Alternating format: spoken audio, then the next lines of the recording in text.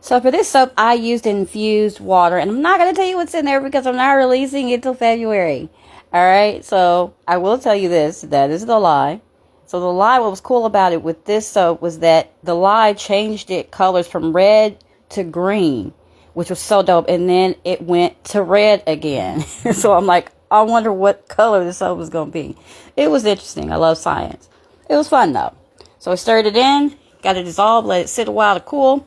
Then I start my butters and oils. So, oh God. I will say that is coconut oil. And that is all I'm going to tell you. So what I love about making soaps is that you can just really try different ingredients. It's just so much fun. You can be so creative in what you do. And this is one of my favorite parts, is actually seeing all the butters together. You see, I put all of the butters in there, and now I'm going to start adding my oils. I have quite a few. This recipe has been in the works for about 3 or 4 months now, and I did this formulation carefully and for a specific purpose. So this is going to definitely be a healthy soap, and I can't wait to reveal it. So there you got butters and oils. Put it on the stove top, melt it down slowly.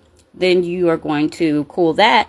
So while I've got the lye and the butters and oils cooling, I'm putting in my cool down ingredients that will go once everything is cooled down. They will go in the oils before I put the lye in. So I will say that one ingredient is vitamin E. Vitamin E is amazing in my products. The other two, I'm not going to tell you until it comes out. All right, so I have my melted butters right there. And so now I'm going to add those, whatever those ingredients were in there. And I hand stir it in so that way it blends well before I even turn the emulsifier on. Just makes it a much smoother process. The more that I stir, the more gentler that it gets. So I usually, this is double time, so I stirred a lot slower than that, of course, but I love to finesse and take my time with all of my soaps. All right, so I'm stirring, as you can see. I took a while. I wanted to make sure it was incorporated well, and then the emulsifier blender blends the rest. And so I give it a quick blend here in a sec. Putting it on. There you go. So I'm blending those other things with the butters and oils. I'm trying not to read this recipe. I'm so excited. Okay, so as you can see, as I blend stuff, things start to change colors. And so this is before I add the lye. When you're handling lye, be very, very careful with it. It can burn the crap out of you, whether it's cold or hot. All right. So always use gloves. Always wear long sleeves. Be very careful. So there's a lye going in, and then once I'll stir it in a little bit, blend, and of course it changes colors again. I love the science. I always love math, but I love the science of making any skincare products. It's so cool. So this is one of my favorite soaps to date.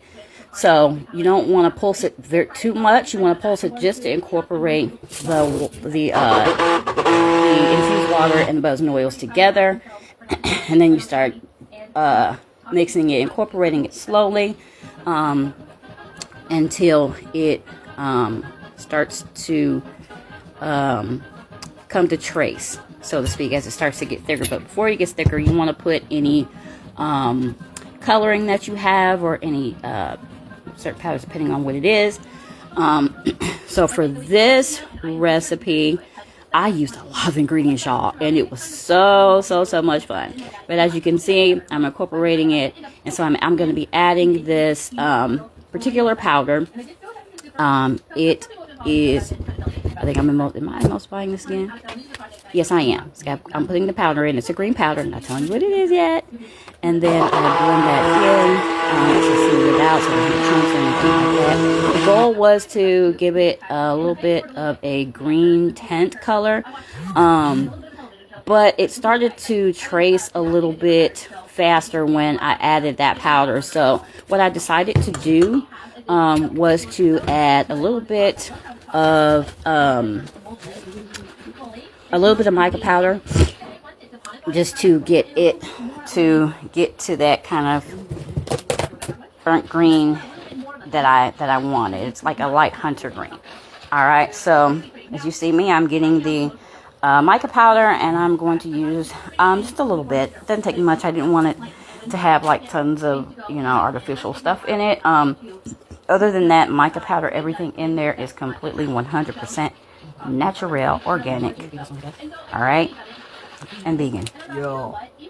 All right, so adding a little green there. As you can see, when I'm not satisfied, I take my time and do what I need to do. Try different stuff until I am satisfied. Because if I'm not satisfied with it, you might like it, but you're not gonna love it. If I love it, you're gonna love it. If I like it, you're just gonna like it. And that's not good enough for me. I love to satisfy my customers. So I'm blending in the mica powder, that green. It can be hard with the light, but you can see it starting to have a little bit of a green tint. Just a little one. That's all I needed. That's all I wanted. That's the exact look that I wanted. There you go. And now I am adding, I added an essential oil. Very, very kid-friendly, baby-friendly. But this bar has a lot of strong herbs and stuff, so you might not want to use this, you know, give these to your kids. This is for you. This is for the grown folks, all right? This is grown folks bar.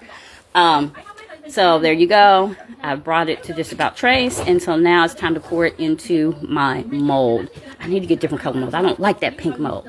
But it works. So I put my spatula in and I pour it directly on the spatula to avoid any air pockets, and it all just flows so beautifully. So yes, so it's going in there, and I love to take as much out of that container as possible. The more, you know what I mean. I don't like to waste nothing. I like to just use it all, and all of its beautifulness and glory. So I take my time and I add the rest, and the texture of it is incredible. It turned out even better than I thought it did. And so I'm just smoothing it out, making sure the edges, those four corners there, are, you know, go out. I made that mistake first. I made mess up, but I'm not doing that again. So I want y'all to have full soap, and I don't want, you know, to have like my hair was with edges missing. It's not cute at all. So as you can see, I'm very neat with things. So I have it poured in, and I am going to wait a few minutes in that video, and then I'm going to texture it. So you guys have seen the top parts of my soaps. So I get to show you how I actually texture it. It's super, super easy. As you can see, I was not satisfied. I want to get all that goodness in there. Oh, God, it's adorable. You should smell it in this house. But I'm still not going to tell you what it is yet. All right, so I let it sit for a minute, and then I actually grabbed the knife. I usually will use the fork, but I grabbed the butter knife.